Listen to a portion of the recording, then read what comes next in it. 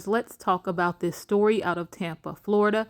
A Florida father is fighting for the custody of his daughter, who he was told died of sudden infant death syndrome. Brandon Marteliz has been involved in a grueling custody battle for his baby girl Amaya since he found out she was alive and healthy.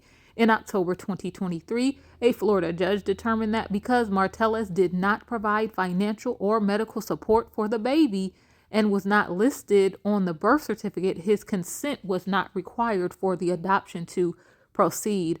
Brandon Marteliz stated, "I felt like, okay, well, I'm the father. I'm her dad. I can take a DNA test. I can prove I'm her dad. My daughter's alive." Now, his daughter has been adopted by other parents, and the time to appeal the case has closed. Baby Amaya will turn 2 years old in January of 2024. When the baby's mother delivered her, Martellus said that he got a text message from her stating that their baby had died at birth from sudden infant death syndrome. He then lost contact with the mother for about 3 weeks, which is when she told him that she had their child with her. Court documents revealed that a day after their baby was born, the mother consented to adoption. Brandon Marteliz was listed as a man who may have interest in the minor child in the filings, but soon found out that his daughter was in the care of the Heart of Adoptions, a private agency in Florida. Court documents revealed that because the couple were not married, parental rights were not required at the time of adoption. Marteliz was also not listed on the baby's birth certificate, and he was not on the putative father registry, a state-level legal adoption for unmarried men to determine parental rights. In the U.S., if a man is listed on the putative father registry, they are to be notified when their parental rights in adoption proceedings are filed. Now, Brandon Marteliz has since filled out the registry and filed a petition to determine paternity for his daughter. Legal documents also said he had not paid a fair and reasonable amount of living and medical expenses during the pregnancy and after the birth. The attorney for the adoption agency said Mr. Marteliz was afforded every right he was entitled to under the law, and that the court simply reached a decision that Mr. Marteliz disagrees with. As Brandon Marteliz continues to fight for his baby girl, he set up a room in his house for her, fit with a crib, clothes, and toys. He stated, "I am willing to do whatever it takes to be given custody of my daughter and be in her life. I am willing to pay whatever form of support or cost it takes."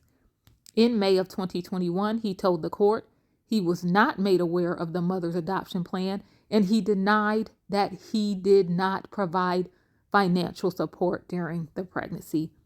He stated he didn't maintain contact with the baby because the adoption people and mother have prevented that. The father also stated, "She should be here in this house. I'm the one who can love her. Nobody can do that like I can." Brandon Marteliz's lawyer, David Hurwitz, said the battle is rooted in a law that tends to favor adoption agencies. It's very difficult to navigate, and it's hard to fight against it. It needs reform. Marteliz has decided not to give up on his chance to be with his daughter and said he will continue to fight, as he should. All right. He said there are a lot of fathers out there that are being robbed, that are good dads, that are great dads. Something needs to be done about this. We need some help. So if anybody can hear us, we need some help. Now, the lengths this mother has gone to in order to keep the child from the dad are extreme.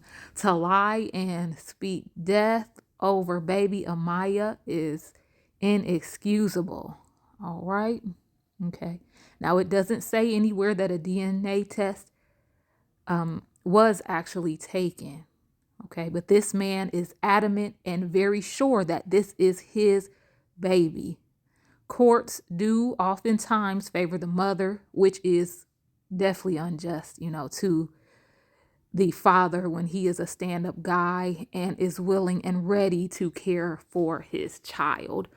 The mother can go to the hospital and have the baby and not even call to have the dad come up there to the delivery or come up to the hospital to see the baby after.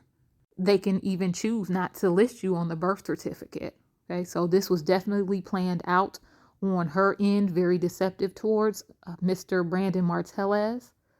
Okay, from what he is saying, he was, of course, absolutely blindsided and none the wiser. Okay, he says the picture that you all see of them together earlier in this video, he says that was very shortly before she gave birth. Okay, so they were spending time together and they took that photo. Okay, so this was definitely wrong on all levels. She could have just let this man take care of the baby. Let him care for the baby if she was not ready to be a parent yet. Because it is very apparent that this man really wants to raise his daughter, and that right has been snatched away from him so deceptively. So it is imperative to take your time and choose your partner wisely before having a baby. I am going to reiterate one more time that fathers who are unmarried can go put themselves on the putative father's registry before the child is born, okay, to avoid an issue such as this. I'm sure many are not aware of this registry, okay. Wishing Mr. Brandon Marteliz the best as he fights for baby Amaya, and hoping that he finds the help, resources, and people with the legal expertise to bring her home soon. Stand up, awoken warriors, and as always, thank you so much for watching. Thank you for listening. Thank you for all of the love and all of the support. It is all greatly appreciated. Please let me know what you think down below in the comment section.